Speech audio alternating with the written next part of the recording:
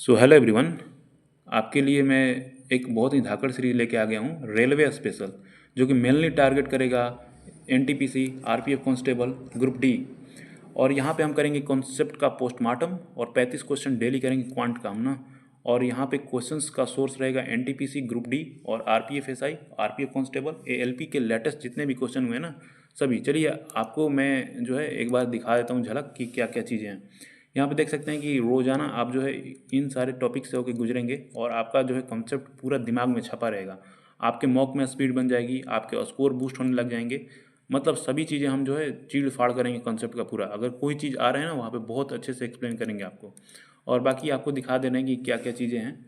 तो देख सकते हैं कि यहाँ पे आपको ऐसे क्वेश्चन देखने को मिल जाएंगे और यहाँ पे आपको एग्ज़ाम का जो है देखने को मिल जाएगा कौन से एग्ज़ाम में आया है। मैं आपको एक झलक दिखा देता हूँ ताकि आप जो है अच्छे से 5 मिनट भी देख लेंगे ना तो आपका जो है दिमाग जो है खुशी से आनंदित हो जाएगा। देख सकते हैं कि ट्रिग्नोमेट्री, ज्योमेट्री सभी क्वेश्चन ले रखे हैं और सभी एग्ज़ाम्स में आरपीएफ कांस्टेबल हो गया, आरपीएफ एसआई हो गया, एनटीपीसी हो गया, एएलपी हो गया, सभी से बहुत अच्छे अच्छे क्वेश्चंस मैंने ले रखे हैं। और यहाँ पे मैं आपको जो है बहुत अच्छे से प्रैक्टिस भी कराऊंगा ताकि जो है आगे आने वाले क्वेश्चंस आप देख रहे हैं 35 क्वेश्चन है ना, ये आप यहाँ से 70 क्वेश्चन करके जाओगे, मतलब 70 क्वेश्चन के कंसेप्ट सीख के जाओगे।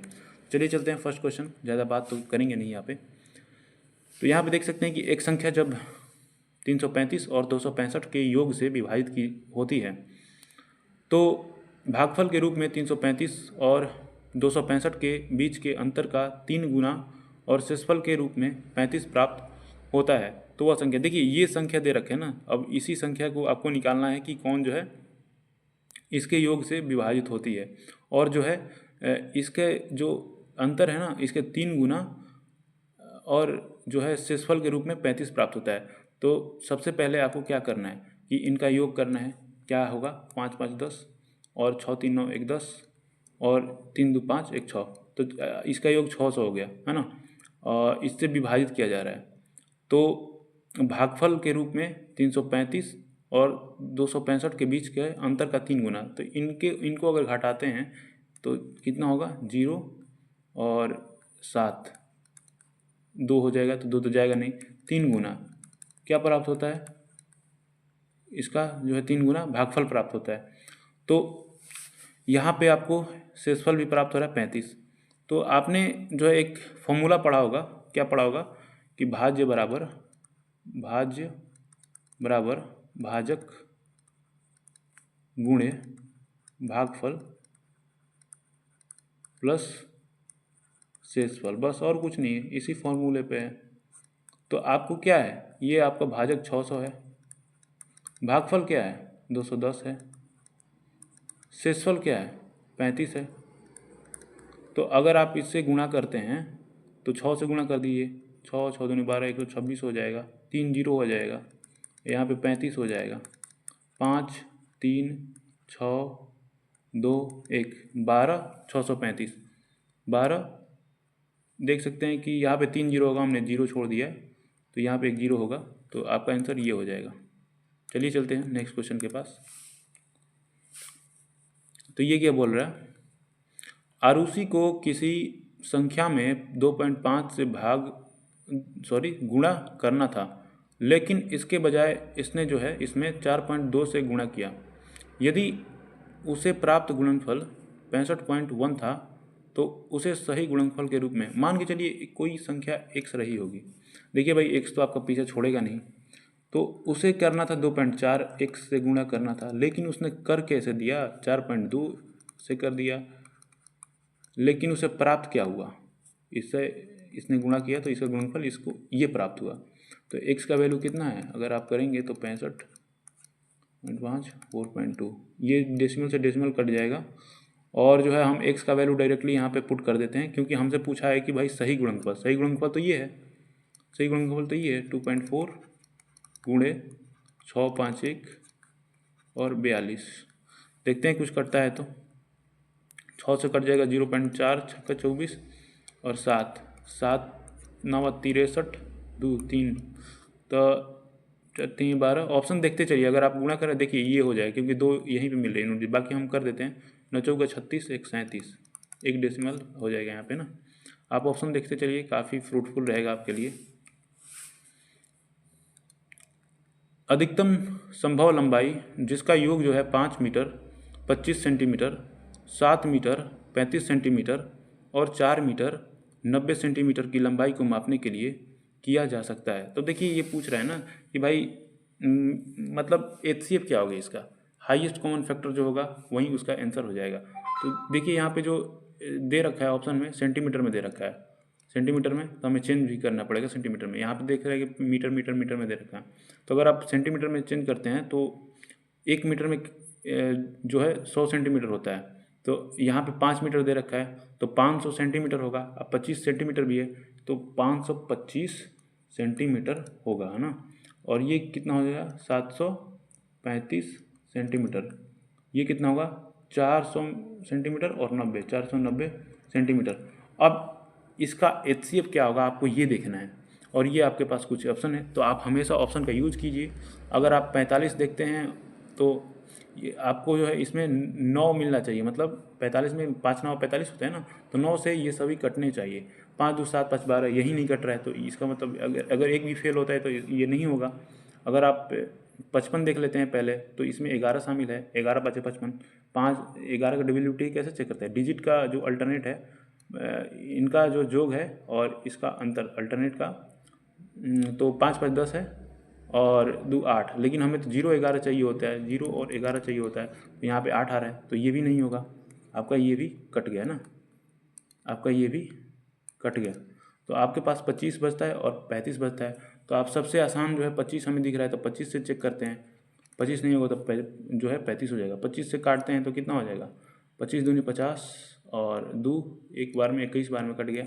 इसे भी 25 से काटते हैं तो 25 दूनी 50 और 25 दूनी 50 हो गया, 23 हो गया, 25 दूनी 50 और 23 हो जाएगा, तो 235 हो रहा है ना, तो ये तो नहीं कट रहा है, तो इसका मतलब ये भी नहीं होगा, आपका जो है 35 डेफिनेटली हो जाएगा ना। अब हम यहाँ पे आपको ये वैसे तो मार के भाग जाना चाहिए कि हाँ भाई 35 होगा, ये वो नहीं होगा, लेकिन हम आपको चेक करा दे रहे हैं तो आपके दिल की तसल्ली के लिए 35 कैसे होगा ये। तो 35 से जाएगा, ये एक बार में जाता है तो 17 बचेगा, तो 35 पाँचे 175 हो जाता है।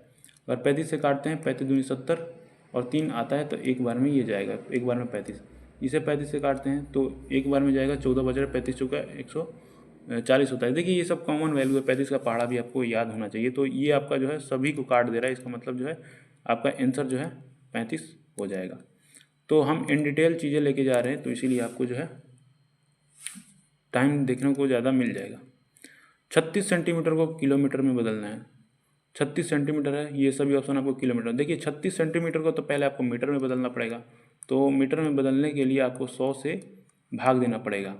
जब आपको सेंटीमीटर में रहता है ना, तो उसे मीटर में बनाने के लिए 100 से भाग देते हैं, तब जाके ये मीटर में आता है ना, समझ गए।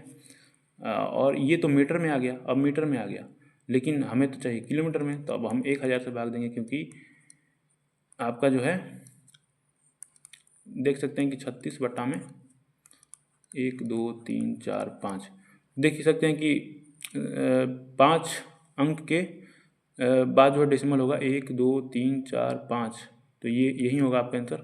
चलिए चलते हैं, यहाँ पे देख सकते हैं ट्रिग्नोमेट्री का क्वेश्चन आ गया, तो साइन थीटा को कॉट थीटा के पदों में व्यक्त कीजिए। तो चलिए हम ऑप्शन से चलते हैं, है ना। 1 प्लस कॉट स्क्वायर थीटा, तो कॉट थीटा आपको पता होना चाहिए कि कॉस बाई साइन होता है ना, ये तो पता ही होगा आपको, कॉस थीटा और साइन थीटा ना। तो 1 प्लस ए स्क्वायर है, तो यहाँ पे स्क्वायर हो जाएगा, cos square theta plus sine square theta. तो हम इसका एलसीएम लेते हैं, sine square theta plus cos square theta, तो ये इसका वैल्यू 1 हो जाएगा, ये साइन स्क्वायर थीटा, और यहाँ पे आपका 1 बाई साइन स्क्वायर थीटा होता है, 1 बाई साइन थीटा होता है कोसेक थीटा, और स्क्वायर है तो इसलिए कोसेक स्क्वायर थीटा। तो हमें तो भाई चाहिए था साइन थीटा में बदलना था, लेकिन ये तो आ गया कोसेक स्क्वायर थीटा, तो ये तो नहीं होगा। और इसी का ये रूप है, ये रूप है, अगर हम इसे अंडर रूट कर देते हैं तो ये तो कोसेक थीटा आ जाएगा, कोसेक थीटा आ जाएगा, तो ये भी नहीं होगा। तो ये देख रहे हैं कि आपने यहाँ पे तो निकाला था, तो इसका क्या निकाला था आपने, यहाँ पे आपने निकाला था तो क्या आया था आपका, कोसेक स्क्वायर थीटा आया था। अगर कोसेक स्क्वायर थीटा को 1 में करते हैं, देख लिए 1 है ना, तो इसे नीचे भेज देंगे तो क्या हो जाएगा, कोसेक स्क्वायर थीटा बराबर साइन स्क्वायर थीटा हो जाएगा। तो कोई यहाँ पे देख सकते हैं हमें तो चाहिए साइन चाहिए, ये भी नहीं होगा। तो अब क्या होगा कि हमने जैसे कि इसे भेजा तो हमें साइन स्क्वायर थीटा मिला। अगर हम यहाँ पे रूट करते हैं तो ये तो आप समझ रहे हैं कि ये रूट में जाता ना, तो ये आपका साइन थीटा हो जाता। चलिए हो गया। यहाँ पे फिर से ट्रिग्नोमेट्री का क्वेश्चन आ गया। यदि सेक थीटा बराबर 5/3 और थीटा एक न्यून कोण है तो इसका आपको मान ज्ञात करना है। सबसे पहले तो आपको सेक थीटा बराबर पता होना चाहिए। सेक थीटा बराबर होता है कर्ण बटा में आधार। आपको ये सभी चीज़ें पता होनी चाहिए, छोटी छोटी सी चीज़ें ना। चलिए हम एक त्रिभुज बनाते हैं, बहुत इजीली हो जाएगा। और ये आपका जो है थीटा है, तो कर्ण क्या है, कर्ण 5 है और आधार कितना है, 3 है। 3 4 5 का ट्रिपलेट होता है। आपको कुछ ट्रिपलेट याद होना चाहिए, जैसे कि 3 4 5, 5 12 13, 8 15 17, 7 24 25, ये सब जो है आपको याद होना चाहिए। 9 9 40 41, ये सभी चीज़ें आपको याद होना चाहिए ना। तो यहाँ पे अगर चलते हैं तो 3 tan थीटा, तो tan बराबर क्या होता है, लंब बटा में आधार। लंब क्या है, 4 है और ये 3 है। माइनस करेंगे 5, आधार बटा में कर्ण होता है cos थीटा बराबर, आधार कितना है, 3 है, 5 हो जाएगा। और अगर हम बट्टे में करते हैं तो 5 sin थीटा बराबर लंब बटा में कर्ण होता है 4 बटा में 5। और अगर हम करते हैं तो सेक हो जाएगा। सेक आपको दे ही रखा है, क्या कहाँ पे दे रखा है, 5/3 ही है। देखते हैं, ये 3 3 कट गया, 5 5 कट गया, 5 5 कट गया, 3 3 कट गया। तो अगर करते हैं तो 1 आएगा ऊपर, -1 आ जाएगा नीचे, तो -1 आ जाएगा। तो काफ़ी इजी क्वेश्चन था।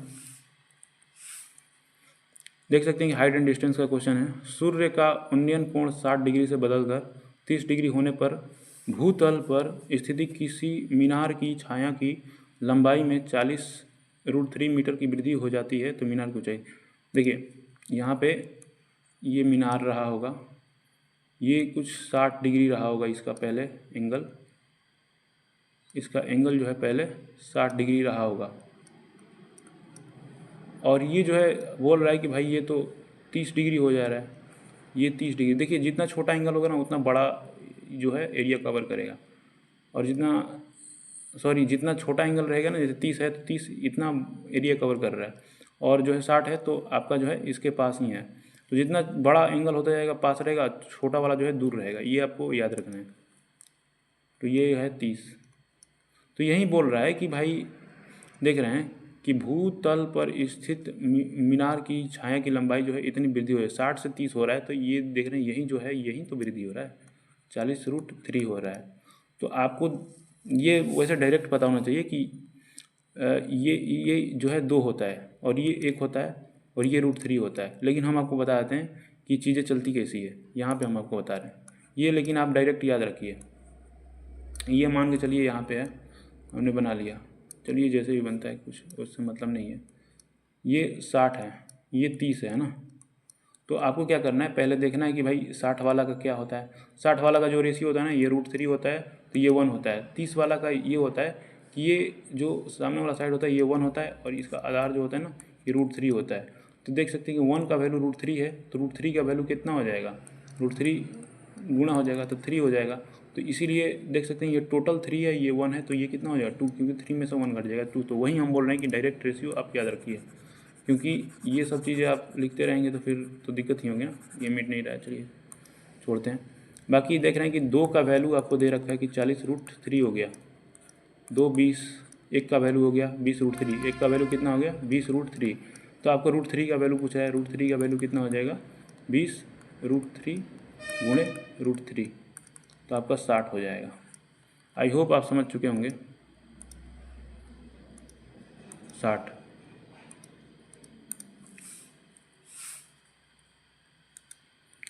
यदि एक घन के एक फलक का परिमाप जो है 24 सेंटीमीटर है तो उसका आयतन क्या होगा।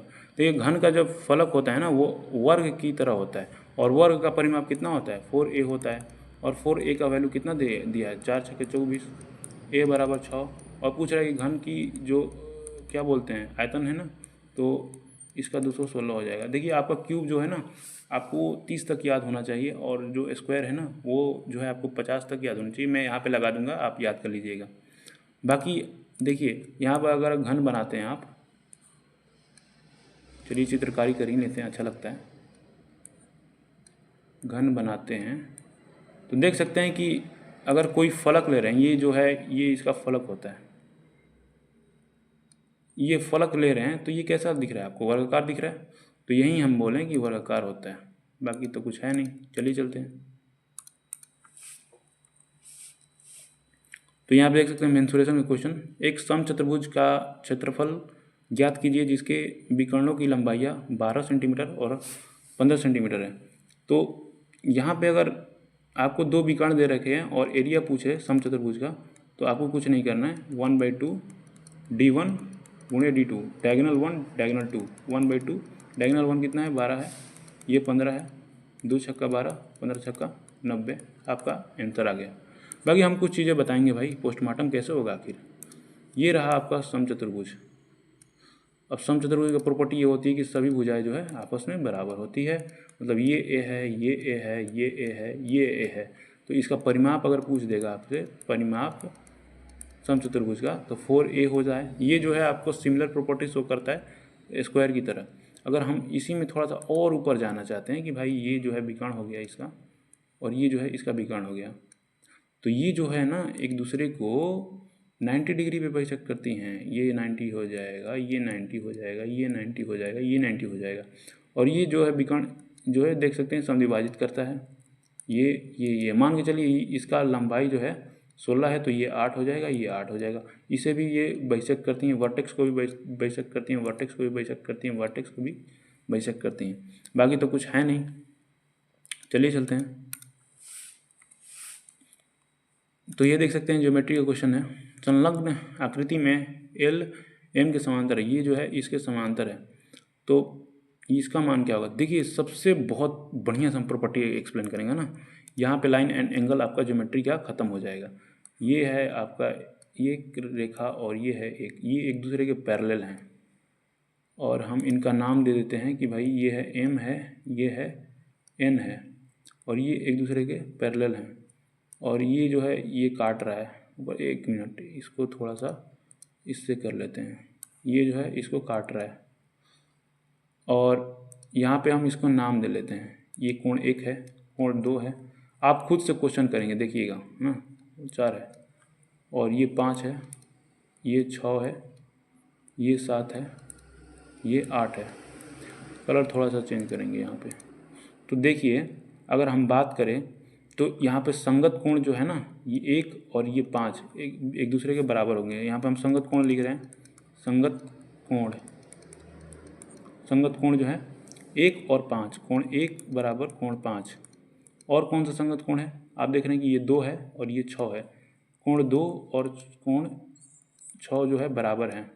और संगत कोण देखिए ये नीचे वाला, पहले ऊपर वाला ले रहे थे, अब नीचे वाला 4 और 8, ये भी संगत कोण है, कोण 4 बराबर कोण 8, और ये कोण 3 बराबर कोण 7। इसका यूज़ क्या है अभी आपको पता लगेगा। अब एकांतर कोण में आते हैं। एकांतर कोण की बात करें तो ये देखिए 4 और 6 एकांतर कोण है। एकांतर कोण यहाँ पे लिखेंगे, एकांतर कोण, कोण 4 और कोण 6 जो है एकांतर कोण है, और कोण 3 और कोण 5 जो है एकांतर कोण है। कोण 3 और कोण 5 एकांतर कोण है, ये बराबर होंगे। देख रहे हैं कि ये एकांतर कोण जो है ना, ये जेड का प्रॉपर्टी शो कर रहे हैं। ये देख रहे हैं जेड बना रहे हैं, जेड बन रहा है, जेड बन रहा है, 3 और 5 जेड बना रहे हैं, और ये देखिए 4 और 6 भी जेड बना रहे होंगे। एक सेकेंड, 4 और 6 जो है जेड बना रहे हैं, ये देख सकते हैं ये जेड बना रहे हैं। तो जब भी दो समांतर रेखा दे रखे हो और जेड बन रहा है तो एकांतर कोण है ना। तो बाकी चलिए चलते हैं। और ये देखिए इसका प्रॉपर्टी, ये जो 4 और 5 जो है ना, इसका योग जो है 180 डिग्री होगा, और 3 और 6 का योग जो है 180 डिग्री होगा। इसका मतलब क्या होगा कि देखिए अगर ये कोण है जो है ना, इसका मान के चलिए 50 दे रखा है और इसका पूछ लेगा, तो आपको जो है 50 180 में से घटा देना, तो इसका 130 निकल के आ जाएगा। तो आई होप आप समझ चुके होंगे। तो चलिए हम चलते हैं अपने क्वेश्चन पे। तो देख सकते हैं कि आपको जो है 2x + y दे रखा है, तो आप x का निकालेंगे और y का निकालेंगे मान, तभी तो हो पाएगा। x का मान कैसे निकालेंगे? मैंने यहाँ पे बोला कि 180 होता है, इन दोनों का 180 होता है। तो 180 होता है तो भाई आप इसमें से 105 को घटा देंगे तो x का मान निकल के आ जाएगा 75। बेसिक सी बात है। और यहाँ पे हमने आपको बताया कि ये जो है ये संगत कोण इसके बराबर होता है, ये संगत कोण। तो हमें जो है निकालना पड़ेगा ना भाई। तो अगर हम यहाँ पे करते हैं तो ये 60, आपको पता है कि यहाँ पे जो है मैंने आपको बताया कि 1 और 5 देख सकते हैं, 1 और 5 संगत कोण बराबर है, यानी जो कोण यहाँ पे होगा ना, यहाँ थीटा है ना, तो यहाँ पे भी थीटा हो जाएगा। तो यहीं पे अगर 60 है, कलर चेंज करते हैं, कलर थोड़ा ठीक ठाक लेते हैं, और तो यहाँ पे 60 हो जाएगा। तो y का मान हमें निकालना है। तो आपको पता होगा कि जब ये जो रेखा है ना, तो ये आपको जो है यहाँ पे 180 डिग्री का कोण बनाती है। अगर हम इसे काटते हैं तो यहाँ पे 50 है, तो यहाँ पे 130 होगा। तो वैसे ही यहाँ पे 60 है, तो यहाँ पे आप 180 में से घटाएंगे तो आपको कितना मिलेगा? 120 मिलेगा। तो y का वैल्यू 120 हो गया और x का वैल्यू आपको 75 हो गया। 75 दूनी 150 हो गया, और ये कितना हो जाएगा? 120 हो गया। तो आप देख सकते हैं 0 5 2 7 270 आएगा। बाकी ऑप्शन यहाँ पे मिसिंग है, मैं लगा दूंगा, हो सकता है तो। बाकी देख सकते हैं काफ़ी प्रॉपर्टी मैंने एक्सप्लेन किया है यहाँ पे। बाकी चलिए यहाँ पे चलते हैं। ये भी देख सकते हैं कि ज्योमेट्री का क्वेश्चन है। त्रिभुज ABC के कोण B और कोण C के आंतरिक समद्विभाजक D पर मिलते हैं। यदि कोण A का 75 डिग्री है तो कोण BDC का माप ज्ञात कीजिए। तो देखिए इस क्वेश्चन को पहले छोड़ते हैं और हम पहले प्रॉपर्टी जान लेते हैं कि क्या होता है। तो यहाँ पे बोल रहा है कि आंतरिक समद्विभाजक, तो पहले हम त्रिभुज बना लेते हैं। ये है त्रिभुज भाई। आंतरिक यानी जो है आपका intersection point of angle bisector, इसका बोल रहे हैं। पहले नाम दे लेते हैं ABC। तो आपको जो है ना दे रखा है कि B और C का ये बाइसेक्टर है जो कि यहाँ पे D पे मिल रहा है। तो देखिए इसका प्रॉपर्टी ये होता है ना कि जब भी आपका ऐसा दे रखा है तो आपसे पूछेगा कि BDC क्या हो जाएगा। तो आपको क्या करना है कि BDC क्या होगा, तो 90 प्लस कोण A का मान दिया रहेगा, अब बटा में 2 कर देना है। तो ये आपका प्रॉपर्टी हो गया है ना, ये आपका प्रॉपर्टी हो गया, लिख लीजिएगा। ये जब आपका जो है इन सेंटर ये प्रॉपर्टी हो गया ना, तो आपको ऐसे ही करना है। तो देख सकते हैं कि हम यहाँ पे लगाते हैं कि हमें जो है BDC का मान निकालना है, और कोण ए जो दे रखा है 75 डिग्री दे रखा है।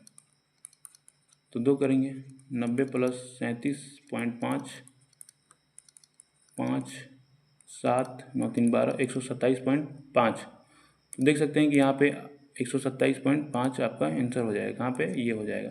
बाकी एक और आपको प्रॉपर्टी बताते हैं। ये जो है आपका त्रिभुज है,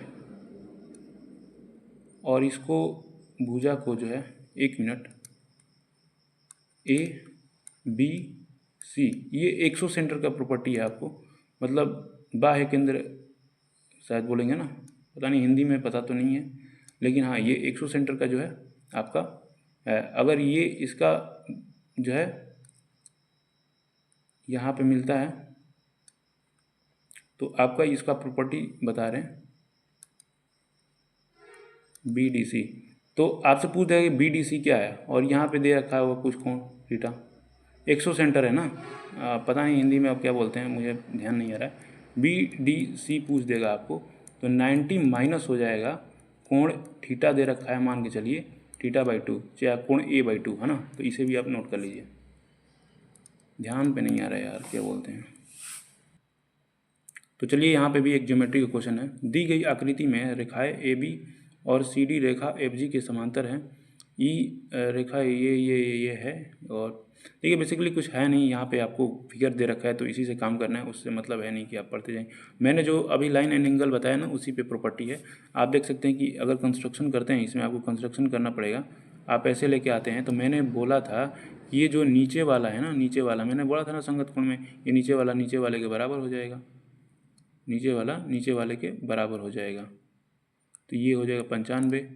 तो ये मैंने ये भी बताया था कि जब ऐसा होता है तो ये 180 डिग्री होता है, ये यहाँ पे 95 दे रखा है, तो ये वाला एंगल क्या हो जाएगा आपका, ये वाला एंगल जो है 95 180 में से घटा देंगे कितना हो जाएगा, तो घटाएंगे तो 5 हो जाएगा, और ये 7 हो जाएगा, 7 17 में से 8 85, ये 85 हो जाएगा। मैंने यहाँ पे निकाल के रख दिया, ये 85 है और ये 110 है, तो ये कितना हो जाएगा, 110 को 180 में से घटाएंगे तो 70 हो जाएगा।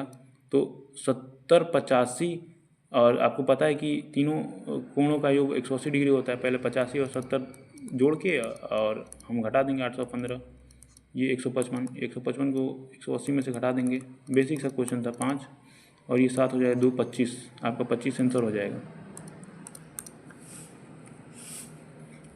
ये देख सकते हैं कि अलजेब्रा का क्वेश्चन है, यदि x plus y plus z 11, x y plus y z plus z x 42, तो x square plus y square plus z square का मान।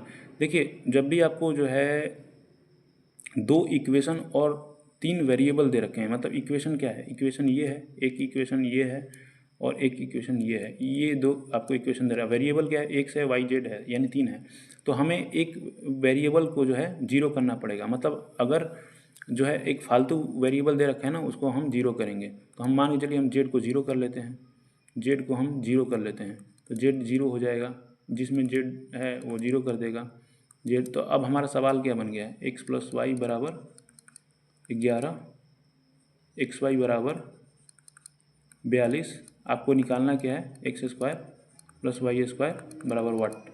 तो आप सिंपली क्या कीजिए, एक्स प्लस वाई का होल स्क्वायर कर दीजिए, तो आपको x square plus y square plus 2xy मिल गया। तो यहाँ पे 121 हो जाएगा, x square plus y square आपको निकालना है, 2xy कितना है, 42 दूनी 84 हो जाएगा। तो 84 x square plus y square, 84 घटा देंगे 121 में से, 84 यूनिट डिजिट पे 7 किसका आ रहा है, ये कीजिए, बाकी हम घटा देते हैं 7 हो जाएगा, 8 3 11 हो जाएगा। देख सकते हैं काफ़ी इजी क्वेश्चन था, ये भी अलजेब्रा का क्वेश्चन है, देख सकते हैं। आपको मैं यहाँ पे एक आइडेंटिटी बता दे रहा हूँ कि जब भी आपको एक्स स्क्वायर प्लस 1/x² दे रखा हो बराबर n है, अगर आपको इससे 2 से मतलब भाग किया जा रहा है, मतलब यहाँ पे 2 भाग कर रहे हैं है ना, तो कितना आएगा आपका, x प्लस 1/x आएगा, तो इसका जो है आपका कर देंगे n हो जाएगा प्लस 2 हो जाएगा, है ना। तो वहीं आपको यहाँ पे करना है, क्योंकि यहाँ पे देखें कि 2 से भाग हो रहा है, तो यहाँ पे आ जा रहा है आपका स्क्वायर। तो मैंने अभी क्या बोला कि आपको n दे रखा है, ये n है 27 मान के चलिए, और ये पूछ रहा है कि भाई 1/x² क्या हो जाएगा, तो रूट n है 27 है, 27 प्लस 2 कर देंगे, ये हो जाएगा 29 हो जाएगा, 29 हो जाएगा। तो एक और चीज़ आप याद रख लीजिए कि जब भी आपका जो है एक्स स्क्वायर माइनस 1/x² बराबर n दे रखा है, ये माइनस वाला है, x माइनस 1/x हो रहा है, तो जो है n माइनस 2 हो जाएगा ना, ये भी आप नोट करके रख लीजिए। बाकी चलते हैं।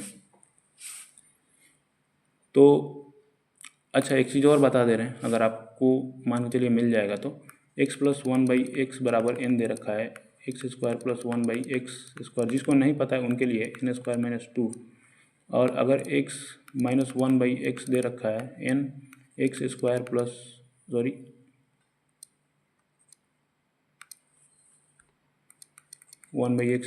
तो n स्क्वायर प्लस 2 हो जाएगा। देखिए माइनस वाले में प्लस आएगा और प्लस वाले में माइनस आएगा, और अगर हम x प्लस 1/x दे रखा है, n दे रखा है, x³ plus 1/x³ n³ minus 3n हो जाएगा, इसे भी याद रख लीजिए। अगर मान के चलिए, देखिए ये सभी जो फॉर्मूले हैं ना, आपको नोट करके रखने हैं, और एक और बता रहा हूँ, आप वो भी नोट करके रख लीजिए। उसको थोड़ा सा कलर चेंज करके लिख दे रहा हूँ, तो x minus one by x बराबर n दे रखा है, x cube minus one by x cube n cube plus 3n हो जाएगा। तो आप जो है इनको नोट कर लीजिए, आगे आने वाले क्वेश्चन इस पे बन जाएंगे। एक निश्चित राशि को 6.5 के अनुपात में 2 भागों में बांटा गया है। यदि पहला भाग जो है 48 रुपये तो कुल राशि है, तो यहाँ पे देख सकते हैं कि बोल रहा है कि एक निश्चित राशि को 6:5 के अनुपात में 2 भागों में बांटा गया है। यदि पहला भाग जो है 48 है, यानी 6 का जो ये पहला भाग जो है 6 का दे रखा 48 है, तो बोल रहा है कि कुल राशि यानी 6 5 11, 11 का वैल्यू कितना हो जाता है 6 8 48, 11 8 88। बेसिक का क्वेश्चन था।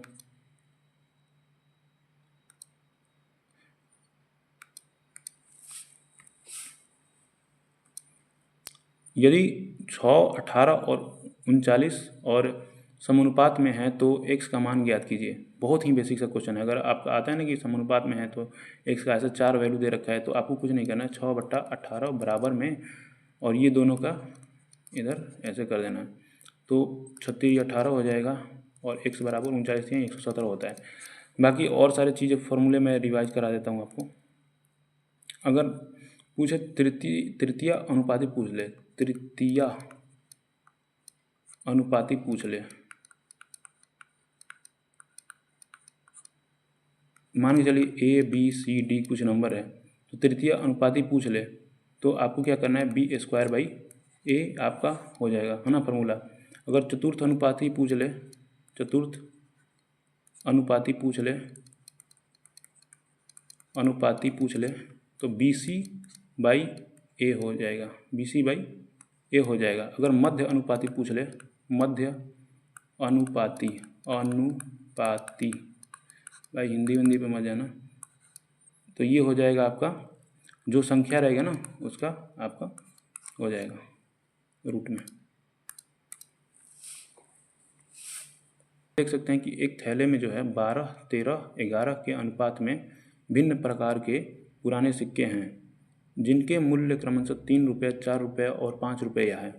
यदि सिक्कों का कुल मूल्य जो है 572 रुपये हो तो 3 रुपये के मूल्य वाले सिक्कों की संख्या कितनी हो जाएगी। तो यहाँ पे देखिए हम कॉइन्स लिखते हैं भाई, कॉइन्स कितने हैं, 12 एक्स हैं, 13 एक्स हैं।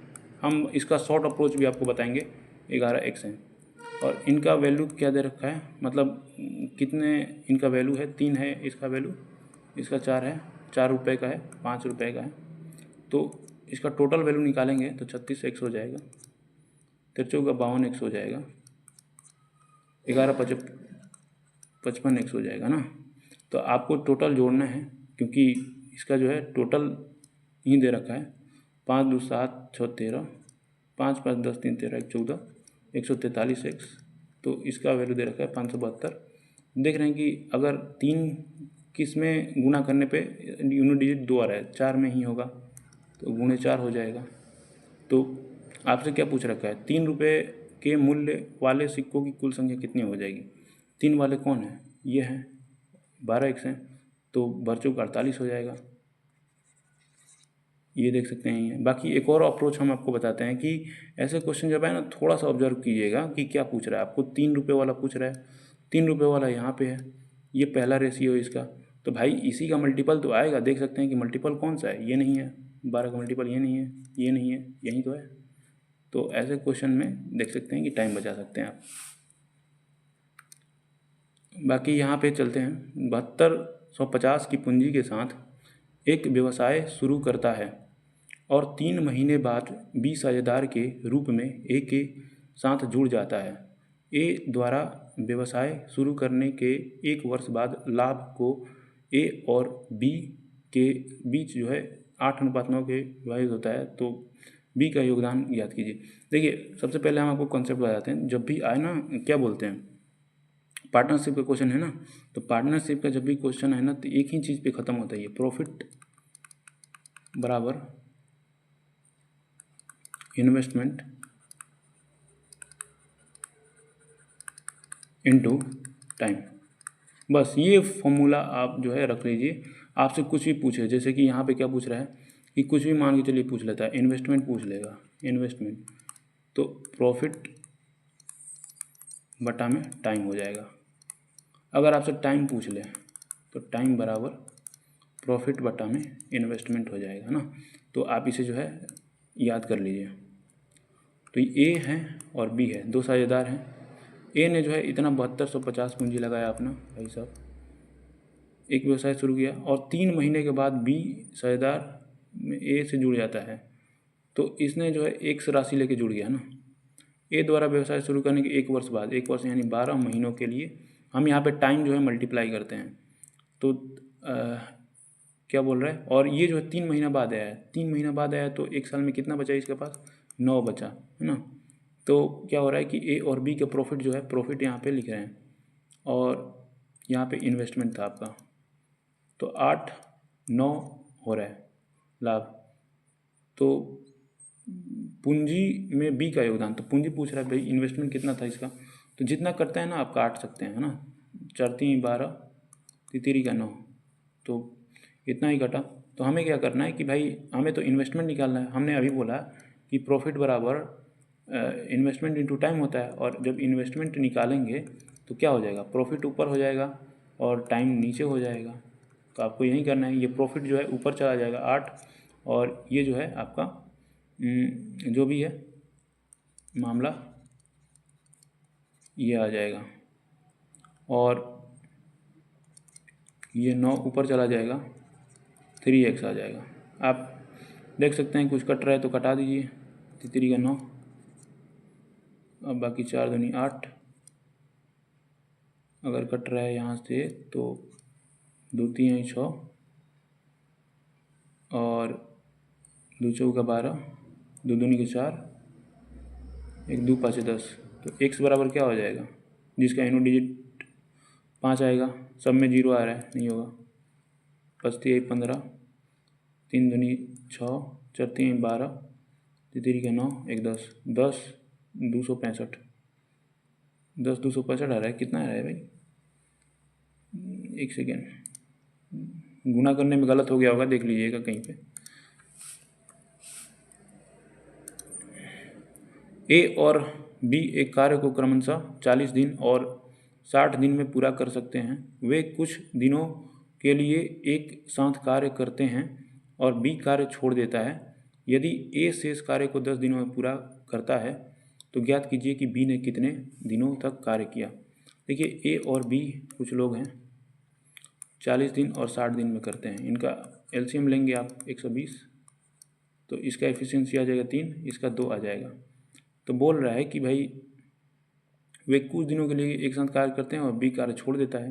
यदि शेष कार्य जो है 10 दिनों में पूरा करता है, देखिए शेष कार्य जो है 10 से करेगा, ये 10 दिनों में पूरा करेगा, यानी 3 के इफिशियंसी से करेगा तो 30 काम कर देगा अकेले 30, और वो जो है अकेले शेष काम कर रहा था, ये 30 शेष काम 30 था ना, लेकिन इससे पहले कितने काम था, 90 था ना।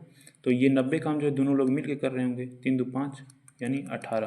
तो यहीं तो पूछ रहा है कि बी ने कितने दिनों तक काम किया है, बी ने 18 दिनों तक काम किया है।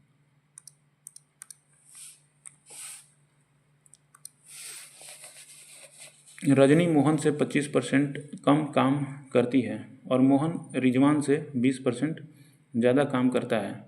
काम पूरा होने पर जो है 930 रुपये के लाभ में से मोहन का हिस्सा क्या हो जाएगा। तो यहाँ पे चलिए रजनी है, यहाँ पे मोहन है। रजनी मोहन से 25% कम काम करती है। 25% 1/4, यानी मोहन 4 करता है तो रजनी 3 करती है। मोहन रिजवान से 20% ज़्यादा काम करता है। मोहन जो है रिजवान से 20% ज़्यादा काम करता है, यानी 20% का फ्रैक्शन क्या होता है, 20% का फ्रैक्शन 5 होता है। यानी रिजवान 5 कर रहा है तो ये 6 कर रहा है, इसे हम जोड़ देते हैं, आपको पता होगा। अगर ज़्यादा और बोल रहा है, अगर कम बोलता है तो घटा देते हैं, आपको पता होना चाहिए ये सब चीज़ें। तो हमें क्या करना है कि देख सकते हैं कि यहाँ पे भाई मोहन भाई साहब हैं, यहाँ पे 4 हैं, यहाँ पे 6 हैं, इन्हें हमें इक्वल करना होगा। तो यहाँ पे 3 का गुणा करेंगे, यहाँ पे 2 का गुणा करेंगे, तो 3 का इधर भी गुणा होगा, रिजवान हो जाएगा, मोहन हो जाएगा, सॉरी यहाँ पे रजनी है ना, रजनी हो जाएगा, मोहन हो जाएगा और रिजवान हो जाएगा। तो तितरी का 9 हो जाएगा और चौथी में 12 हो जाएगा और यहाँ पे 10 हो जाएगा। तो क्या बोल रहा है, काम पूरा होने के बाद जो है 930 रुपये मिलते हैं। तो टोटल जो है कितना मिल रहा है, 9 2 11 21, 21 10 31, 31 का वैल्यू ही दे रखा है 930। जो रेशियो में वैल्यू होता है वो नीचे रखते हैं, जो एक्चुअल वैल्यू होता है वो ऊपर रखते हैं, आपको पता होना चाहिए। मौन क्या है, 12 है, 31 3 93, बढ़ती हैं 36 360। आई होप आपको समझ में आया होगा। क्या बोल रहा है कि सीता की बाल्टी की धारिता रामू की बाल्टी से 3 गुना है। सीता है, रामू है, सीता की बाल्टी के 3 गुना है, यानी इसका एक है तो ये एक है, ये एफिशिएंसी हो गया एक तरह से। तो क्या बोल रहा है, सीता एक खाली ड्रम को भरने के लिए 60 बार जो है बाल्टी पलटती है। यदि सीता और रामू दोनों मिलकर ड्रम भरने लगते हैं तो देखिए, सीता जो है ना, इसकी तो एफिशिएंसी 3 है और 60 बाल्टी पलटती है, तो यानी 3 छत्तीरी 18 180 हो जाएगी। ये टोटल कैपेसिटी होगी 180, और ये जो है दोनों मिलकर करेंगे 4 45 चौका 180 होती है, 45 हो जाएगा। यही तो पूछ रहा है आपसे, और कुछ करना नहीं है आपको। तो देख सकते हैं कि 64 किलोमीटर प्रति घंटा की चाल से चल रही एक ट्रेन को एक निश्चित दूरी तय करने में 50 मिनट लगते हैं। तो इसी दूरी को 40 मिनट में तय करने के लिए चाल में कितनी वृद्धि की जानी चाहिए। देखिए, पहले तो हम डिस्टेंस निकाल लेते हैं, तभी तो हम 40 से भाग करेंगे। तो 64 है, डिस्टेंस बराबर क्या होता है, दूरी बराबर होता है चाल गुणे समय। आपको अगर फॉर्मूला नहीं याद है तो लिख लीजिए, 64 गुणे, तो समय कितना है 50 है, तो 50 मिनट में है, तो इसे घंटा में बदलने के लिए हम जो है भाग दे देंगे, 0 0 कट जाएगा, और 3 दूनी 6 और 32 दूनी 64, तो 32 5 दूनी 10, 5 3 15 1 16, 160 बटा में 3 आ गया। ये है जो कि आपको डिस्टेंस निकल के आ गया। तो अब क्या करेंगे कि भाई हमें तो 40 मिनट में जाना है, तो चाल क्या होनी चाहिए, तो स्पीड क्या होनी चाहिए आपकी, स्पीड जो होनी चाहिए, स्पीड चाल बराबर होता है दूरी बटा में समय। तो समय 40 दे रखा है, तो हम भी इसे भी क्या करेंगे कि हम बदल लेंगे घंटे में। तो 3 दूनी 2 दूनी के 4, तो अगर हम मान के चलिए 2 ही रखते हैं 3 रखते हैं, तो ये क्या हो जाएगा 160 बटा में 3, 3 बटा में 2, 3 3 कट जाएगा, तो 80 हो जाएगा। तो कितनी वृद्धि करनी होगी, तो आप 80 मत मार के भाग जाइएगा ना, नहीं तो ये सिल्ली मिस्टेक हो जाएगा। ये नहीं कि 80 आ गया 80 मार दिए, नहीं, वृद्धि होगा। पहले 64 था, तो अब देखेंगे कि 80 में से 64 6 1, यानी आपको जो है 16 वृद्धि करनी पड़ेगी।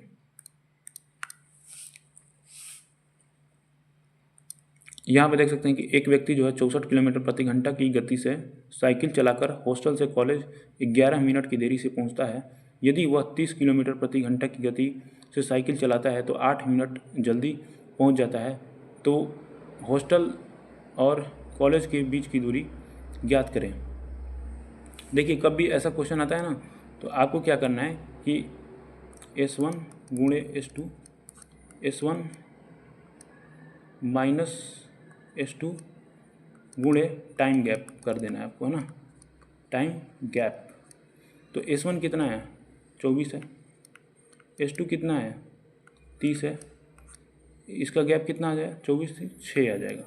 टाइम गैप कितना हो जाएगा, 11 मिनट देरी से पहुंचा था, 11 मिनट जल्दी पहुंच रहा है, यानी 19 हो जाएगा। मतलब 11 मिनट देरी से पहले पहुंचा था, अब 8 मिनट जल्दी पहुंच जा रहा है। तो देखिए, मैं ये बोलना चाहता हूँ कि ये एक लाइन हो गया, है ना। वो जो है 11 मिनट देरी से पहुंचता था, मतलब 11 मिनट देरी से पहुंचता था, ये 11 मिनट देर से, लेकिन अब 8 मिनट पहले पहुंच जा रहा है। तो ये जो है आपका कितना हो जाएगा 19 हो जाएगा। तो 19 मिनट हो जाएगा, लेकिन हमें तो घंटे में चाहिए, 60 कर लेते हैं यहाँ पे, है ना। तो ये आपका जो भी आएगा निकल के आपका आ जाएगा। तो 30 दूनी 60 हो जाएगा, और 6 चौका 24 हो जाएगा, 4 दूनी 2 दूनी के 4, 19 दूनी 38 आ जाएगा आपका। देख सकते हैं, बाकी तो कुछ है नहीं, आप याद रखिए, इसको याद रखिए हमने कैसे किया। तो शांत जल में एक नाव की गति जो है 14 किलोमीटर प्रति घंटा है। यह धारा के अनुकूल 1 घंटे और 45 मिनट में 28 किलोमीटर जाती है। धारा की गति देखिए, पहले तो मैं आपको बता देना चाहता हूँ कि धारा के अनुकूल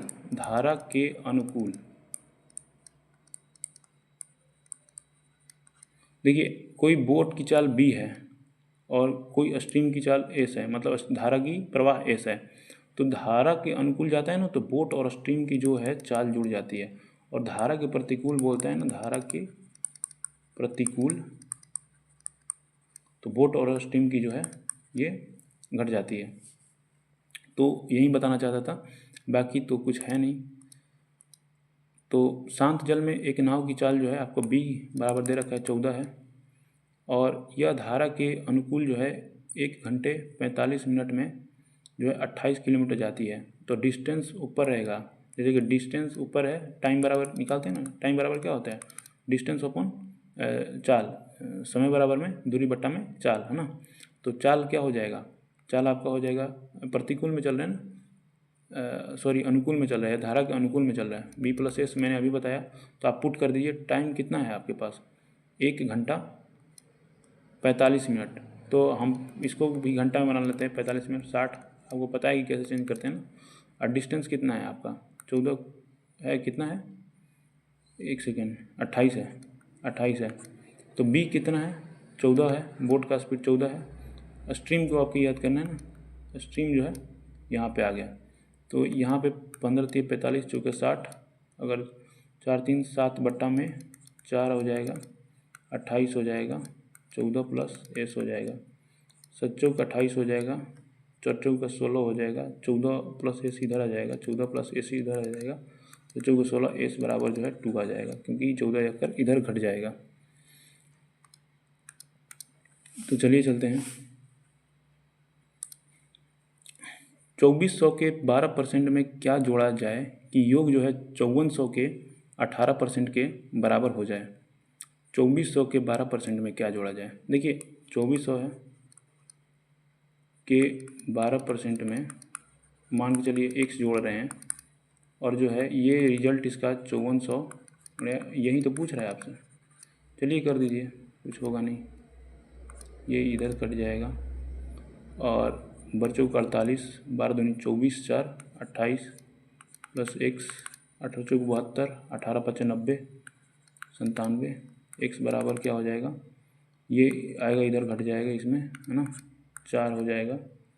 देखिए आप ऑप्शन तो देखते रहिए, ये हो जाएगा ना, बाकी हम कर देते हैं, 4 हो जाएगा, और यहाँ पे क्या हो जाएगा, 8 हो जाएगा, और यहाँ पे क्या हो जाएगा, 9 है ना, तो 8 है तो 6 हो जाएगा, 684।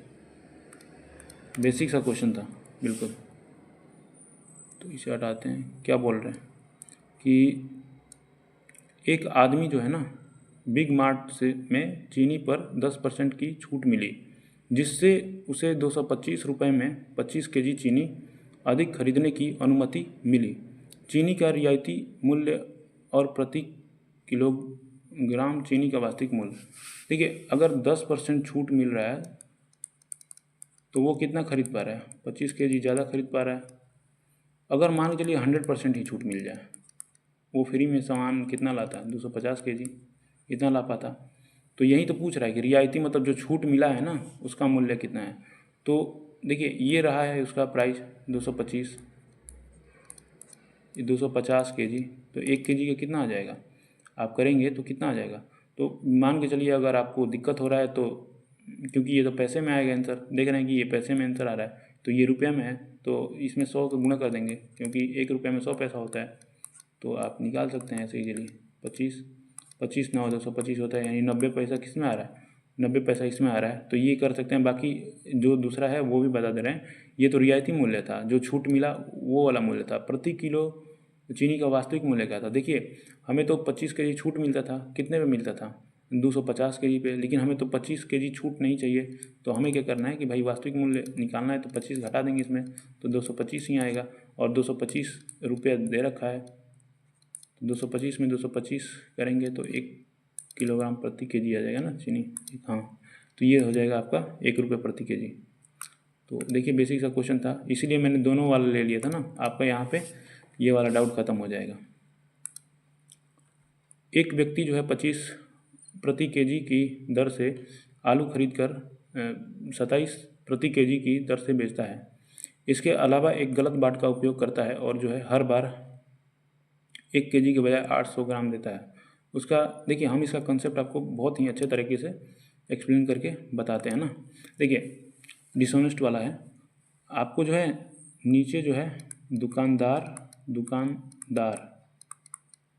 ने खरीदा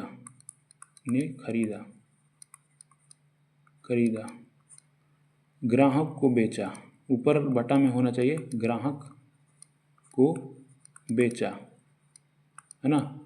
ये लिख लीजिए आप एक कोने में, बाकी हम बताते हैं। एक और चीज़ नोट कर लीजिए कि जब भी आपको फॉल्टी वेट का यूज करेगा ना, तो वो जो है दुकानदार का होगा, और जो दिखेगा ना, एक जो कि 800 का यूज़ कर रहा है, तो इसको जो है दिखेगा कि भाई मुझे तो 1000 1 किलो ही दे रहा है, ग्राहक को जो है उसका वो दिखेगा।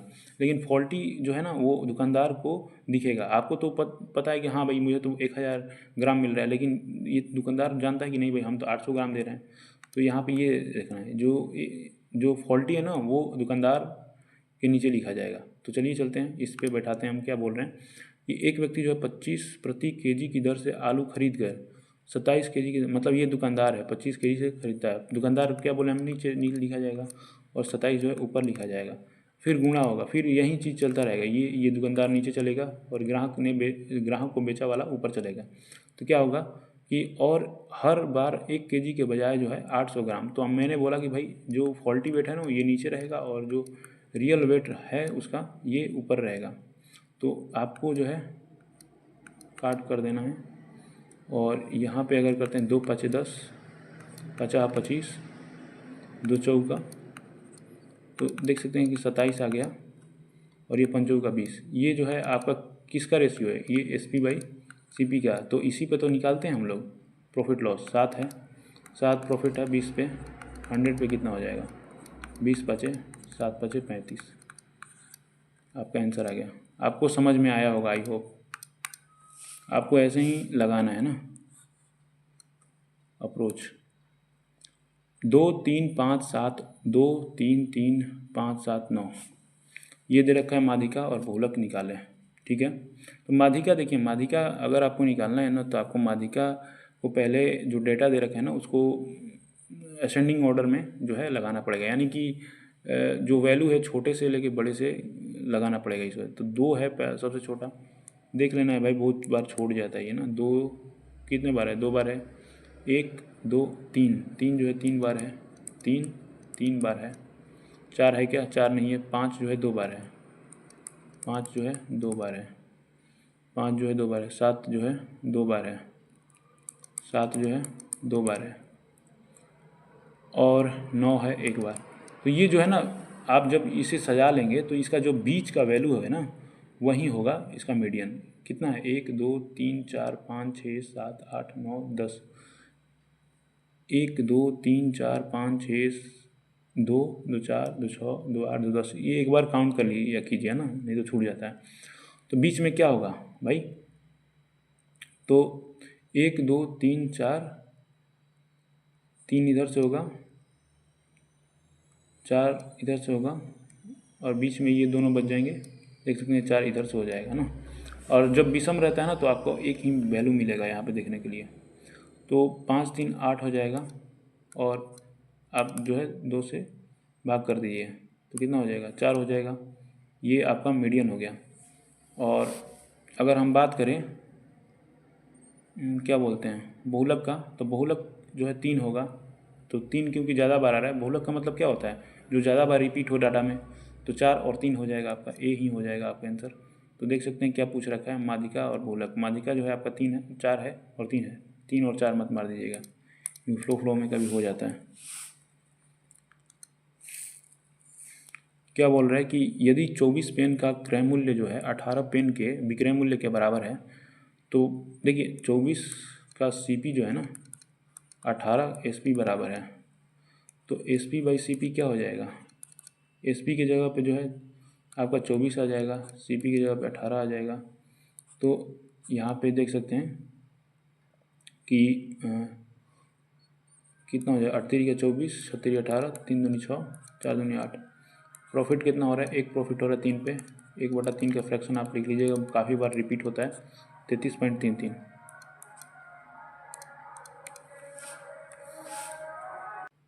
तो यहाँ पे देख सकते हैं कि अनिल जो है बाजार मूल्य पर जो है 20% छूट के साथ जो है एक वस्तु खरीदता है और इसे जो है बाजार मूल्य पर 8% छूट पर बेचता है। उसका जो है देखिए बाजार मूल्य मान के चलिए 100 है, 100 रहा होगा, और इसने क्या किया कि 20% छूट के साथ उससे खरीदता है। इसका जो है इसको खरीदा, सीपी जो है इसका कितना हो गया, 80 हो गया, क्योंकि 20% यहाँ पे छूट मिल गया। और क्या बोल रहा है, और इसे बाजार परसेंट के 8%, बाजार ये है और इसे 8% पे बेचता है, यानी छूट पे बेचता है, यानी 92 में ये एसपी हो गया। तो क्या पूछ रहा है, प्रॉफिट पूछ रहा है। तो प्रॉफिट कितना हुआ, इसे 12 हुआ, कितना पे हुआ, 80 पे हुआ। तो इसका निकाल दीजिए प्रॉफिट परसेंट। तो ये देख सकते हैं कट जाएगा, 20 पचास है, 4 छत्तीस 12, 15% आपका प्रॉफिट हो जाएगा।